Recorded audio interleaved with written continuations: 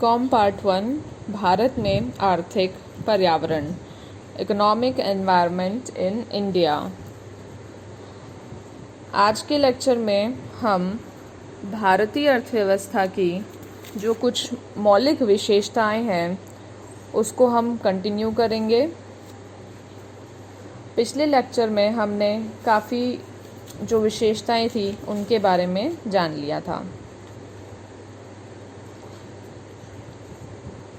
मुद्रास्फीति एवं बढ़ते मूल्य। भारत में योजनाबद्ध विकास के साथ साथ स्फीति का प्रभाव बढ़ा है और मूल्यों में निरंतर वृद्धि हुई है। विकास योजनाओं में बड़े पैमाने पर हीनार्थ प्रबंध, डेफिसिट फाइनेंसिंग, सुरक्षा पर बढ़ता व्यय और मांग के मुकाबले पूर्ति की धीमी गति के कारण भारत में पिछले 30 वर्षों में मूल्यों में लगभग 5 से 6 गुना वृद्धि हुई है। क्षेत्रीय विषमताएं। योजनाओं के क्रियान्वयन में क्षेत्रीय विषमताएं घटने के स्थान पर बढ़ी है, जहां एक और पंजाब, हरियाणा, पश्चिमी बंगाल, महाराष्ट्र तथा गुजरात में आर्थिक समृद्धि तेजी से बढ़ी है, वहीं दूसरी ओर राजस्थान, आसाम, जम्मू कश्मीर एवं उड़ीसा विकसित क्षेत्रों के मुकाबले काफ़ी पीछे रह गए हैं। असंतुलित विदेशी व्यापार। भारतीय अर्थव्यवस्था की एक प्रमुख विशेषता यह है कि भारत का विदेशी व्यापार प्राय घाटे में रहता है। 1950-51 में व्यापार का घाटा लगभग 50 करोड़ रुपए था। वह बढ़कर 1966 में 922 करोड़ रुपए हो गया और भारतीय रुपये का अवमूल्यन करना पड़ा। 1982-83 में यह 5,595 करोड़ रुपए तथा 1990-91 में यह बढ़कर 10,645 करोड़ रुपए हो जाने का अनुमान था, जबकि 2007-08 में विदेशी व्यापार घाटा 3,56,448 करोड़ रुपए था। वह 2008-09 में बढ़कर 5,33,680 करोड़ रुपए के लगभग रहा। वर्ष 2012-13 में यह बढ़कर 10,34,644 करोड़ रुपए पहुंच गया। इस प्रकार हम देख पा रहे हैं कि जो विदेशी व्यापार घाटा है वह निरंतर बढ़ते जा रहा है। निम्न जीवन स्तर। भारतीय अर्थव्यवस्था में जनता का जीवन स्तर विकसित देशों के मुकाबले में काफ़ी नीचे है। देश की 21.9% जनसंख्या निर्धनता के न्यूनतम स्तर से भी नीचे है। उन्हें जीवन की सुविधाएं तो क्या, भरपेट भोजन तक नहीं मिल पाता। औसत भारतीय को 2000 कैलोरीज भोजन मिलता है, जबकि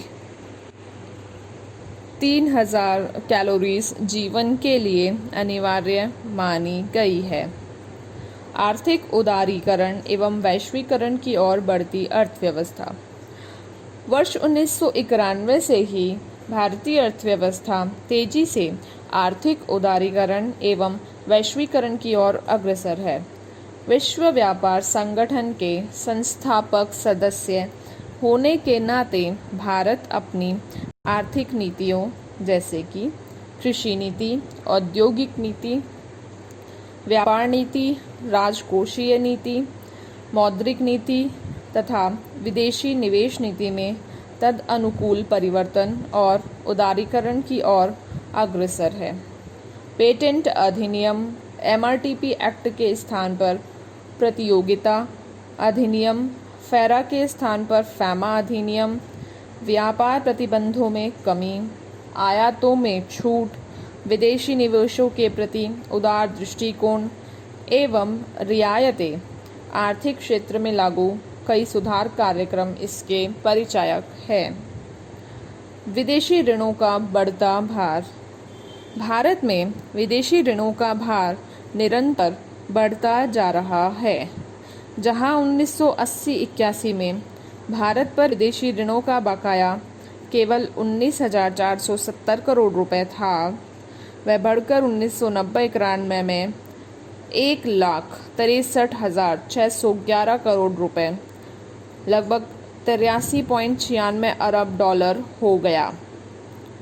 1991 के बाद विदेशी ऋणों में अप्रत्याशित वृद्धि हुई है। अर्थव्यवस्था में निजीकरण को बढ़ावा। 1991 के पूर्व भारतीय अर्थव्यवस्था में सार्वजनिक क्षेत्र की भूमिका बढ़ती गई, किंतु 1991 से ही देश में उदारीकरण एवं आर्थिक सुधारों के दौर में सार्वजनिक क्षेत्र का निजीकरण तथा समाजवादी विचारधारा के स्थान पर नए पूंजीवादी समाज का बोलबाला बढ़ता जा रहा है। सार्वजनिक क्षेत्र में उपक्रमों को तेजी से निजीकरण के प्रयास प्रबल हैं। आर्थिक नीतियों को निजीकरण की ओर बढ़ने हेतु सुधारा जा रहा है। सार्वजनिक उपक्रमों में विनिवेश अर्थात डिसइन्वेस्टमेंट इसका एक बड़ा परिचायक है। इस प्रकार से आज हमने भारतीय अर्थव्यवस्था की जो मौलिक विशेषताएं हैं उन सभी को एक बार समझ लिया है। अब हम ये समझते हैं कि भारत एक समृद्ध धनी राष्ट्र है जिसमें निर्धन लोग निवास करते हैं, या धनी देश की निर्धन जनता, संपन्नता के बीच गरीबी एक विरोधाभास। भारतीय अर्थव्यवस्था के संदर्भ में श्रीमती वीरा एन स्टे ने अपनी पुस्तक भारत में आर्थिक विकास में लिखा है कि भारत एक धनी राष्ट्र है किंतु इसके निवासी निर्धन हैं। इसी प्रकार का विचार डार्लिम ने भी व्यक्त करते हुए लिखा है कि इसकी मिट्टी धनी है किंतु निवासी निर्धन है। ये सब कथन भारतीय अर्थव्यवस्था की उस विरोधाभासी प्रकृति की ओर संकेत करते हैं जिसमें उसके प्रचुर प्राकृतिक साधनों के भंडार के बावजूद उनका विदोहन न हो पाने से भारतीय जनता निर्धनता का नारकीय जीवन बिता रही है। भारतीय अर्थव्यवस्था के संबंध में उक्त कथनों की पुष्टि निम्न विवरण से हो सकती है। तो इसमें हम इसके पहले पार्ट को लेते हैं जो यह बोलता है कि भारत एक संपन्न एवं धनी राष्ट्र है। India is a rich country.